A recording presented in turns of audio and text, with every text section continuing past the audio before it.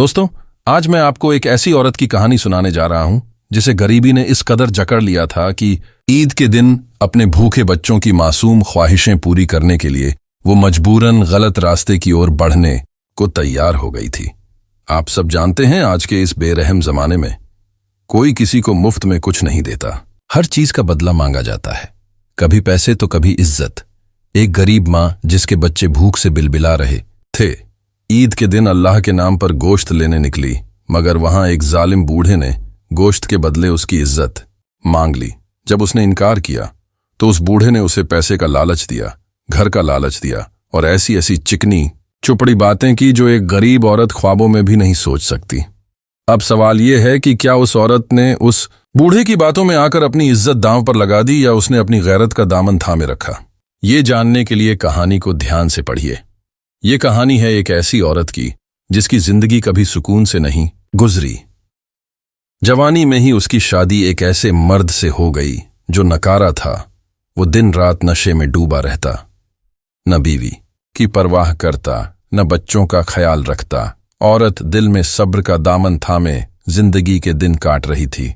अगर अल्लाह ने उसे कोई सहारा दिया था तो वो था उसका बाप। उसका बाप मालदार था और अपनी बेटी की हालत देखकर उसका दिल पसी जाता था। वो हर महीने अपनी बेटी को पैसे भेजता, कभी बच्चों के लिए कपड़े तो कभी राशन का इंतजाम कर देता। बस इसी सहारे से वो औरत अपने बच्चों को पाल रही थी। घर में अगर कभी हंसी खुशी का माहौल बनता तो वो बाप की भेजी चीजों की वजह से होता, वरना उस नकारा शौहर से तो एक पैसे की उम्मीद भी नहीं थी। मगर जिंदगी कब एक जैसी रहती है। अचानक एक दिन उसका शौहर, जो पहले ही नशे में बर्बाद था, इस दुनिया से चल बसा। औरत को इसका कोई गम नहीं हुआ, क्योंकि उसने कभी घर का बोझ उठाया ही नहीं था। असली सदमा तो तब लगा जब कुछ महीनों बाद उसका बाप भी अल्लाह को प्यारा हो गया। वो बाप जो बच्चों की हर जरूरत पूरी करता था, क्नौई सब वो भी नहीं रहा। अब औरत के पांव तले जमीन खिसक गई। न शौहर था, न बाप, न कोई सहारा। घर में चूल्हा ठंडा पड़ने लगा, बच्चे भूखे बैठने लगे। मां की आंखों में वो दर्द उतर आया जो कभी खत्म नहीं होता। कल तक वो अपने बाप के पैसों से बच्चों की छोटी छोटी खुशियां पूरी कर लेती थी, मगर अब वो खाली हाथ, खाली दिल और भीगी आंखों के साथ बैठी थी। हर रोज वो अपने दिल को तसल्ली देती, अल्लाह कोई रास्ता निकालेगा, मगर बच्चों की मासूम जिदें उसे चैन से बैठने न देती। बच्चे दिन रात एक ही रट लगाए रहते, अम्मी ईद आने वाली है ना, हमें भी नए कपड़े दिलवा दो, हमें भी जूते चाहिए, अम्मी सबके पास बकरे होंगे, हम भी अपना बकरा सजाएंगे, गलियों में घुमाएंगे, अम्मी हमें भी ईद के दिन पार्क ले चलो, कुछ खिलाओ, झूले झुलाओ। बच्चों की जिद जायज थी। वो नादान थे, उन्हें क्या पता कि उनकी मां के हाथ खाली है और दिल दुखों से भरा हुआ है। उन्हें कहा खबर थी कि उनकी मां सुबह सवेरे घरों में काम करने जाती है, किसी के बर्तन मांजती है, किसी के कपड़े धोती है और शाम को थकी हारी खाली हाथ घर लौटती है। बच्चों को तो बस अपनी ख्वाहिशें पूरी करनी थीं। रंग बिरंगे कपड़े, नए जूते, कुर्बानी के जानवरों के साथ खेलना, ये सब ख्वाब उन्हें तड़पाते थे। और माँ तो माँ होती है ना, अपनी थकन, अपने आंसू, अपनी बेबसी सब कुछ छुपाकर बस बच्चों की एक मुस्कान के लिए जीती मरती रहती है। इसीलिए उस औरत ने दिल में ठान लिया, इस बार चाहे कुछ भी हो जाए, चाहे मैं भूखी रहूं, दिन रात मेहनत करूं, अपने बच्चों को खुश जरूर करूंगी। वो सबसे पहले अपनी मां के पास गई, आंसुओं से भरी आवाज में बोली, अम्मा, मेरे बच्चों की ईद बर्बाद हो जाएगी, कुछ कपड़े, जूते या थोड़ी सी मदद कर दो। मां की आंखों में भी आंसू छलक आए। दुखी लहजे में बोली, बेटी, जब तेरा अब्बा जिंदा था तब तेरा घर भी संभलता था और हमारा भी। अब जब से वो गया, हम खुद मुश्किलों में दिन काट रहे हैं। हमारे पास देने को कुछ नहीं बचा, हमारी ईद भी बस नाम की है। ये सुनकर औरत का दिल और भारी हो गया। मां के दरवाजे से खाली हाथ लौटी तो उसने भाइयों से उम्मीद बांधी।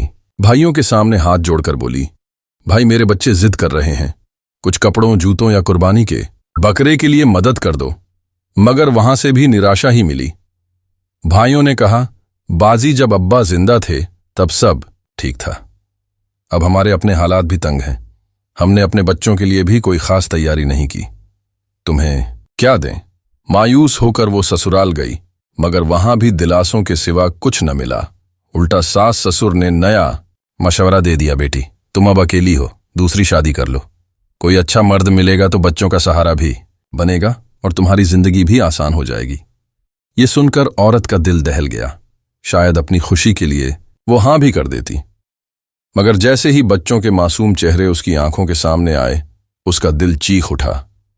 जीस, मर्द ने इन बच्चों को जन्म नहीं दिया, वो इनसे दिल से मोहब्बत कैसे करेगा?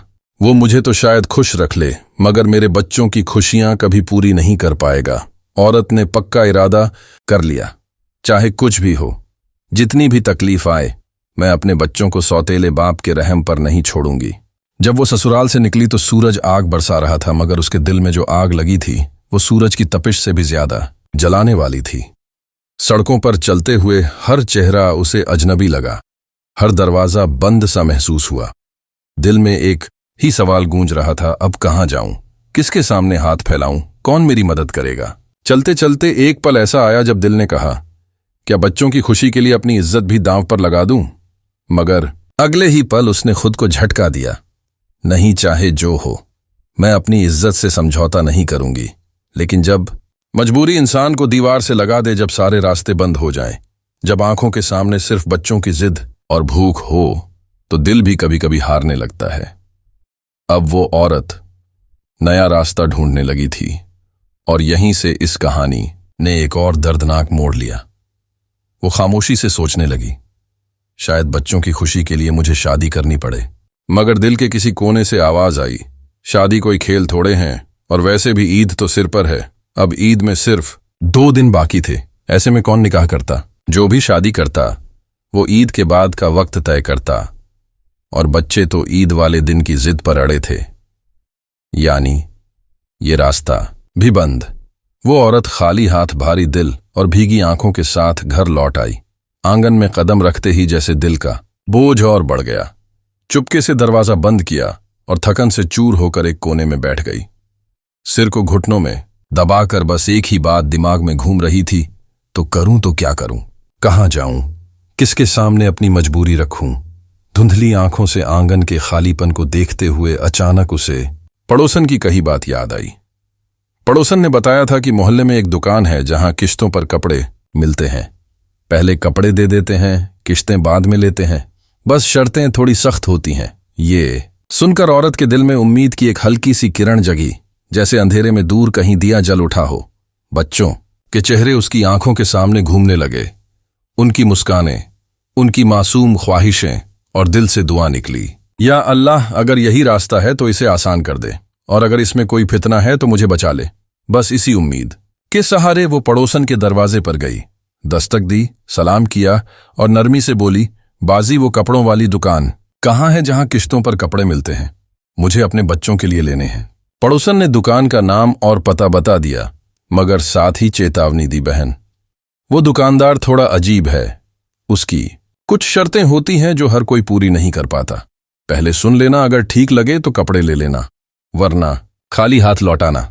औरत ने भरोसे से कहा, मैं कोई गलत काम नहीं करूंगी, बस बच्चों की खुशियों के लिए कपड़े चाहिए। अगर शर्तें ठीक हुई तो लूंगी, वरना खाली हाथ आ जाऊंगी। अगले दिन जब सूरज की धूप हल्की हुई, वो हिम्मत जुटाकर उस दुकान पर जा पहुंची। दुकानदार ने मुस्कान के साथ स्वागत किया और बिना देर किए कपड़े निकाल निकाल कर दिखाने लगा। मगर औरत ने हाथ के इशारे से उसे रोका और बोली, भाई, कपड़े बाद में देखूंगी, पहले मेरी बात सुन लो। मेरे पास अभी पैसे नहीं हैं। सुना है आप किश्तों पर कपड़े देते हैं, क्या ये सच है? दुकानदार ने मुस्कुराते हुए सिर हिलाया, हाँ भाभी जी, हम किश्तों पर कपड़े देते हैं, मगर किश्तों का रेट थोड़ा ज्यादा होता है, और एक बात और, हम शर्तों के बिना माल नहीं देते, क्योंकि कई लोग कपड़े लेकर किश्तें नहीं चुकाते और भाग जाते हैं। औरत ने शांत लहजे में पूछा, तो बताओ क्या शर्तें हैं? अगर स्टैंप लिखवाना है तो मैं करवा लूंगी, बस मुझे बच्चों के लिए कपड़े चाहिए। दुकानदार का चेहरा गंभीर हो गया। वो धीरे से बोला, नहीं भाभी जी, स्टैंप की बात नहीं, हमारी शर्तें थोड़ी अलग और थोड़ी सख्त है। ये कहकर वो काउंटर के नीचे से एक मोटी सी किताब निकालने लगा। औरत का दिल डर से धड़कने लगा। दुकानदार थोड़ा आगे झुका और नरमी से बोला, भाभी जी, आप पढ़ना लिखना जानती हो? औरत ने हल्के से जवाब दिया, हाँ भाई जी, थोड़ा बहुत पढ़ लेती हूं। दुकानदार ने मेज के नीचे से वो मोटी किताब निकाली और सामने रखते हुए कहा, इसमें हमारी शर्तें लिखी हैं, आराम से पढ़ लो, अगर मंजूर हो तो कपड़े मिलेंगे, अगर नहीं तो बिना बहस के वापस चली जाना, औरत ने हिचकिचाते हुए कहा। ठीक है, मैं पढ़ लेती हूं। कांपते हाथों से उसने किताब खोली और जैसे ही पहली शर्त पड़ी उसके जिस्म में सहरन दौड़ गई। पहली शर्त, जो भी औरत किश्तों पर कपड़े लेना चाहेगी उसे पहले अपने सारे कपड़े उतारकर हमारे सामने आना होगा। हम उसकी पूरी वीडियो बनाएंगे जिसमें चेहरा और जिस्म साफ दिखे। ये वीडियो हमारे पास जमानत के तौर पर रहेंगी। अगर किश्ते वक्त पर न दी गई या औरत ने पैसे देने से इनकार किया तो ये वीडियो इंटरनेट पर गंदी वेबसाइट्स पर डाल दी जाएगी। वहां से जो पैसा मिलेगा वो औरत के कर्ज में शामिल करके हम अपनी रकम वसूल करेंगे। जब तक पूरी रकम ना मिले ये वीडियो इंटरनेट पर घूमती रहेंगी। ये पढ़ते ही औरत के हाथ कांपने लगे, जैसे जिस्म से जान निकल रही हो। फिर हिम्मत करके उसने दूसरी शर्त पढ़ी। दूसरी शर्त, अगर पहली शर्त मंजूर ना हो तो औरत को हमारे साथ जिस्मानी ताल्लुक कायम करना होगा। जब हम बुलाए दिन हो या रात उसे आना पड़ेगा। ये मुलाकातें एक बार की नहीं बल्कि बार बार होंगी जब तक पूरी रकम न वसूल हो जाए। अगर औरत ने आने से इनकार किया या रिश्ता तोड़ने की कोशिश की तो पहली वीडियो निकालकर उसे बदनाम कर देंगे या पुलिस में झूठा केस बनाकर फंसा देंगे। ये पढ़ते ही औरत की आंखों के सामने अंधेरा छा गया, सांसें फंसने लगीं, जैसे जमीन हिल गई हो। डरते डरते उसने तीसरी शर्त पढ़ी। तीसरी शर्त, अगर पहली और दूसरी शर्त मंजूर ना हो तो औरत को एक स्टैंप देना होगा। इस स्टैंप पर लिखा होगा कि अगर किश्तें वक्त पर न दी गई तो जिस मकान में औरत रहती है वो हमारा हो जाएगा। हम उसे बिना किसी रहम के बेचकर अपनी रकम निकाल लेंगे। ये स्टैंप पूरी तरह कानूनी होगा, बाद में कोई इनकार नहीं चलेगा। औरत ने डूबती नजरों से पूरी किताब पढ़ डाली। पहली शर्त इज्जत की तबाही, दूसरी शर्त जान की जिल्लत और तीसरी शर्त सिर छुपाने की जगह छीन लेने वाली थी। उसने सोचा ना मैं पहली शर्त मान सकती, ना दूसरी, और ना ही मेरे पास अपना मकान है कि स्टैंप पर दस्तखत कर सकूं। मैं तो किराए के घर में रहती। ये सोचते ही उसने कांपते हाथों से किताब बंद की, खामोशी से मेज पर रखी और दुकान से बाहर निकल आई। बाहर निकली तो जैसे दुनिया अजनबी हो गई। सड़क पर गाड़ियां थीं, लोग थे, मगर हर चेहरा धुंधला, हर आवाज बेईमानी सी लग रही थी। वो कुछ देर सड़क किनारे खड़ी रही। धूप तेज थी और दिल दर्द से भरा हुआ, मगर उसने हार नहीं मानी। उसने हिम्मत जुटाई और दूसरी तरफ एक साधारण सी कपड़ों की दुकान पर चली गई। वहां एक मध्यम उम्र का दुकानदार बैठा था। चेहरे पर संजीदगी और आंखों में शराफत झलक रही थी। औरत ने कांपती आवाज में कहा, भाई जी, मेरे पास अभी पैसे नहीं है। बच्चों के लिए ईद के कपड़े और जूते चाहिए। अगर किश्तों पर दे दो तो अल्लाह आपको खुश रखेगा। दुकानदार ने उसे गौर से देखा, कुछ पल खामोश रहा, फिर नरम लहजे में बोला, बहन जी, मैं किश्तों पर चीजें नहीं बेचता, मगर तुम्हारी हालत देखकर दिल नहीं मानता। इनकार करने को वो थोड़ा आगे झुका और बोला, ऐसा करते हैं तुम कपड़े और जूते पसंद कर लो। बस हर महीने के आखिर में जितना हो सके थोड़ा थोड़ा दे देना। ना कोई स्टैंप चाहिए, ना कोई लिखा पड़ी, बस अल्लाह के नाम पर वादा है। औरत की आंखों से आंसू छलक पड़े। उसने जल्दी जल्दी बच्चों के लिए 2-3 जोड़े कपड़े और जूते पसंद किए। ज्यादा कीमती नहीं, मगर बच्चों के लिए बहुत थे। दुकानदार ने अपने हाथों से कपड़े और जूते अच्छे से पैक किए और जाते जाते बस इतना कहा, बहन जी, कपड़े और जूते आपके हो गए। जब अल्लाह आसानी दे तो थोड़ा थोड़ा दे देना। अगर देर भी हो जाए तो घबराना नहीं, अल्लाह बड़ा मेहरबान है। औरत ने हाथ उठाकर दुआ दी और खुशी खुशी बच्चों के लिए तोहफे लेकर घर लौट आई। बच्चों ने जब अपनी अम्मी के हाथ में थैला देखा तो खुशी के मारे दौड़कर लिपट गए। थैला खोला, नए कपड़े और जूते देखे तो उनके चेहरों पर खुशियों की चमक दौड़ गई। मां ने अपने आंसू छुपाते हुए बच्चों को गले लगाया और दिल ही दिल में कहा, अल्लाह तेरा शुक्र है, तूने मेरे बच्चों की ईद की खुशी पूरी कर दी। रात को बच्चे बार बार अपने कपड़े और जूते देखते रहे और मां अल्लाह का शुक्र अदा करती रही। अब बस एक चीज बाकी थी, ईद के दिन कुर्बानी का गोश्त, ताकि बच्चों की खुशियां पूरी हो सके। सुबह ईद का दिन था।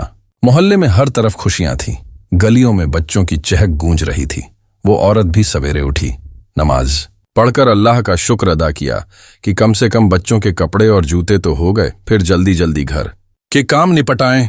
बच्चों को नहलाया, नए कपड़े पहनाए, बालों में तेल लगाकर अच्छे से संवारा बच्चों के चेहरों की खुशी देखकर उसका दिल जैसे जी उठा। मगर दिल में एक ख्वाहिश और थी, ईद पर बच्चों के हाथ में गोश्त हो, ताकि उनके चेहरे भी बाकी बच्चों की तरह चमक उठे।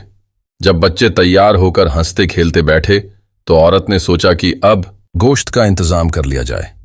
मोहल्ले में हर तरफ गोश्त बंट रहा था। वो एक कपड़ा और थैला लेकर निकल पड़ी गलियों में, जहां कहीं गोश्त मिलने की खबर मिलती वहां चली जाती। कई घरों के दरवाजे खटखटाए।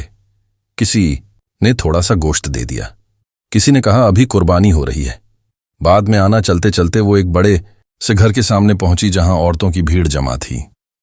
कई औरतें लाइन में खड़ी थीं, हर किसी के हाथ में खाली थैला। औरत ने सोचा, यहां तो बहुत लोग आए हैं, शायद अच्छा खासा गोश्त मिल जाए। वो भी लाइन में लग गई। धूप में काफी देर खड़ी रही।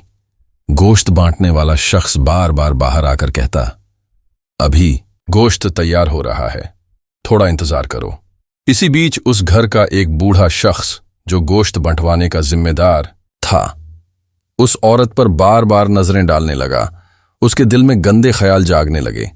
उसने अपने नौकर को भेजा और औरत को बुलाया। बाजी, आप अंदर आ जाओ, बाहर बहुत भीड़ है, बैठक में बैठ जाओ, गोश्त तैयार होते ही आपको दे देंगे। औरत ने देखा कि और भी औरतें अंदर जा रही हैं, तो उसे डर नहीं लगा। अल्लाह का नाम लेकर वो बैठक में चली गई। वहां 2-3 और औरतें पहले से बैठी थीं। बैठक साधारण सी थी, फर्श पर पुराने कालीन बिछे थे। औरत ने अपना थैला पास रखा और खामोशी से बैठ गई। दिल में दुआ करती रही, या अल्लाह, इज्जत से गोश्त दे देना और खैर से घर पहुंचा देना। कुछ देर बाद बाकी औरतों को गोश्त के थैले देकर वापस भेज दिया गया। अब बैठक में वो अकेली रह गई। तभी वो बूढ़ा शख्स अंदर आया। उसके हाथ में गोश्त का थैला था, मगर उसके चेहरे की नीयत साफ नहीं लग रही थी। औरत ने नजरें नीची कर लीं और दिल ही दिल में अल्लाह से पनाह मांगने लगी। बूढ़ा करीब आकर बोला, बाजी थोड़ा इंतजार करो, मैं और गोश्त लाकर देता हूं, तुम मेहमान हो, तुम्हें ज्यादा मिलेगा। औरत खामोश रही, मगर दिल में बेचैनी बढ़ने लगी। अचानक बूढ़े ने दरवाजा बंद कर दिया और औरत की तरफ बढ़ने लगा।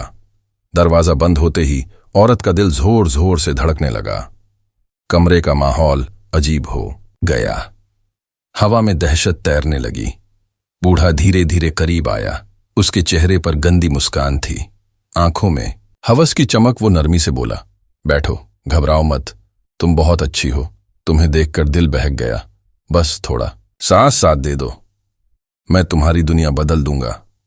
औरत पीछे हटते हुए बोली, मुझे बस गोश्त चाहिए था, मेरी राह छोड़ दो, मुझे जाना है। मगर बूढ़ा नहीं रुका। उसने आगे बढ़कर उसका हाथ पकड़ने की कोशिश की। औरत ने जल्दी से हाथ पीछे खींच लिया, फिर भी बूढ़ा बाज नहीं आया। वो फिर करीब आया और बोला, देखो मैं मालदार हूं, मेरे पास दौलत की कमी नहीं, अगर तुम हां कर दो तो तुम और तुम्हारे बच्चे हमेशा ऐश करेंगे। औरत की आंखों में आंसू छलक आए। वो बोली, अल्लाह का खौफ करो, मैं गरीब जरूर हूं, मगर मेरी इज्जत मेरी सबसे बड़ी दौलत है, मुझे जाने दो। मगर बूढ़े की हवस ने उसकी अक्ल छीन रखी थी। वो बार बार उसके कंधे पर हाथ रखता, कभी हाथ थामने की कोशिश करता, कभी सरगोशियों में बहलाने लगता। बोला, बस एक बार मेरी बात मान लो, तुम्हारे लिए कपड़े, सोने के जेवर, अच्छा घर, सब कुछ कर दूंगा, बस थोड़ा सा साथ दे दो। औरत डर से पीछे हटती रही, दिल से दुआएं मांगती रही। होंठ कांप रहे थे, कदम लड़खड़ा रहे, होंठ कांप रहे थे, कदम लड़खड़ा रहे थे। बूढ़ा बार बार हाथ बढ़ाता, कभी बाजू पकड़ लेता, कभी जबरदस्ती करीब करने की कोशिश करता। औरत ने डरते डरते हाथ जोड़कर कहा, अल्लाह का वास्ता, मेरी मजबूरी का फायदा मत उठाओ, मैं गुनाह नहीं कर सकती, मुझे जाने दो।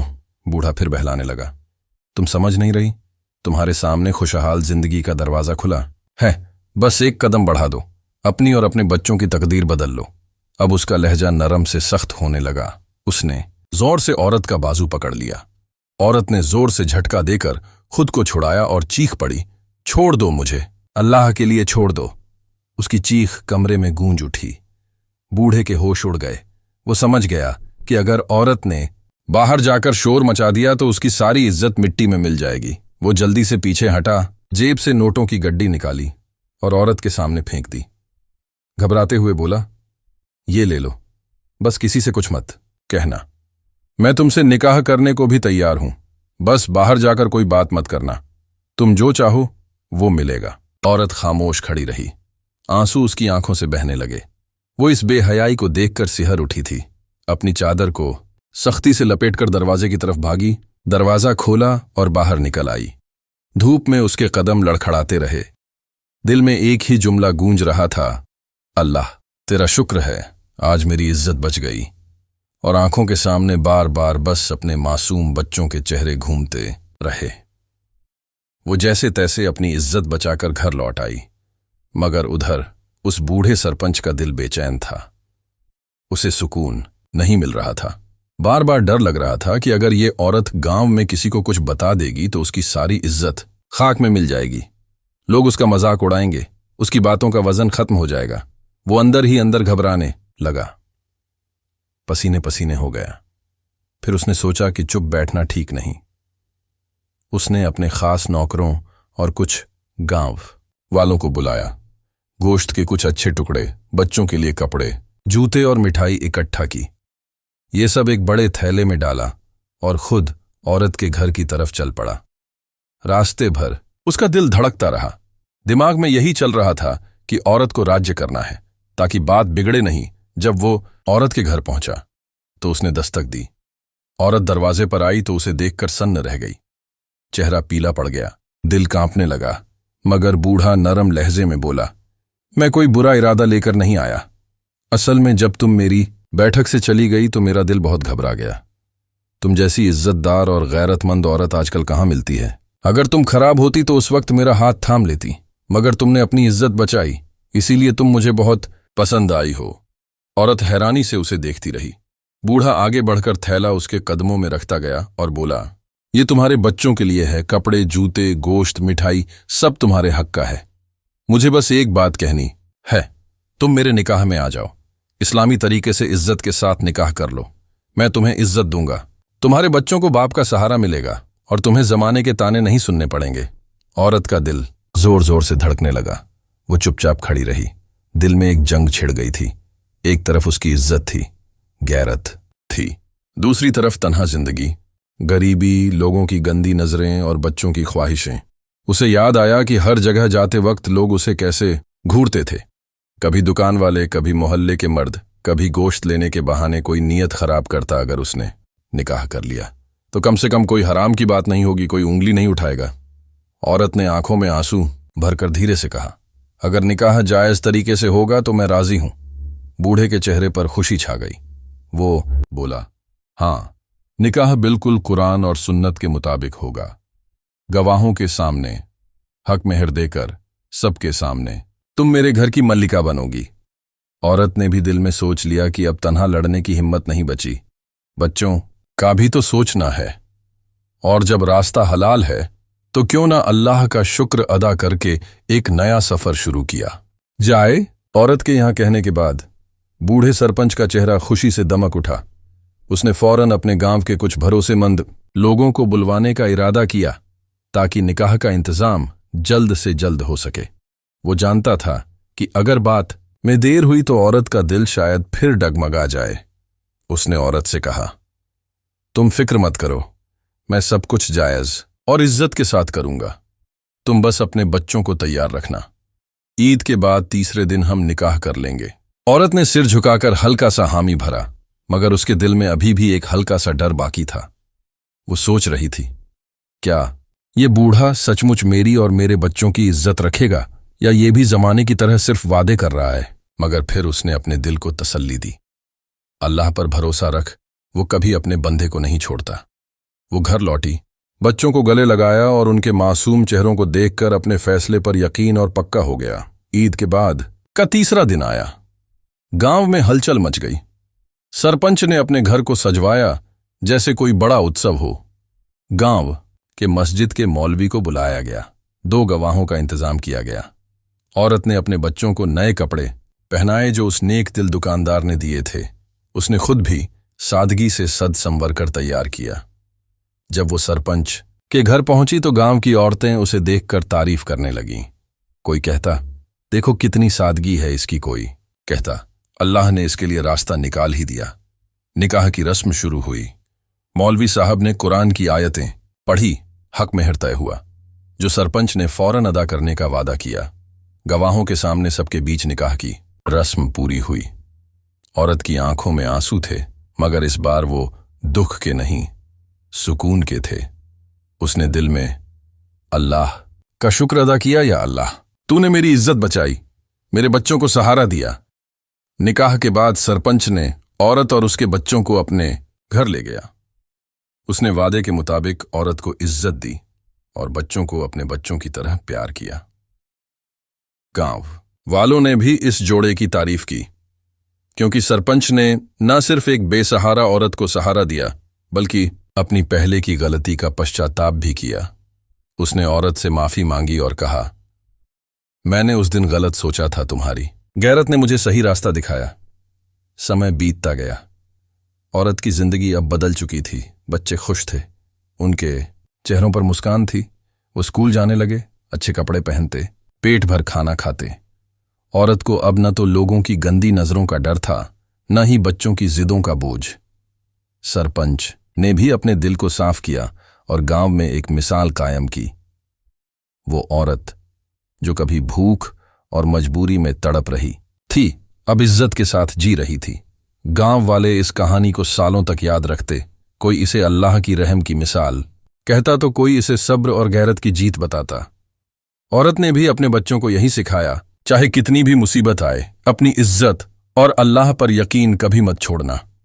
वो हर मुश्किल में रास्ता निकाल देता है।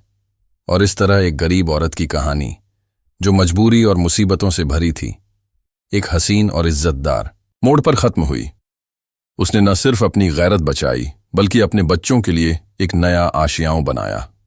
अल्लाह के करम और अपने सब्र की बदौलत उसकी जिंदगी में फिर से रोशनी आ गई। ये कहानी हमें सिखाती है कि मुश्किल वक्त में भी हिम्मत और इज्जत का दामन थामे रखना चाहिए। अल्लाह हमेशा अपने बंदों की सुनता है और उन्हें ऐसी जगह से रास्ता देता है जहां से कोई उम्मीद भी नहीं होती।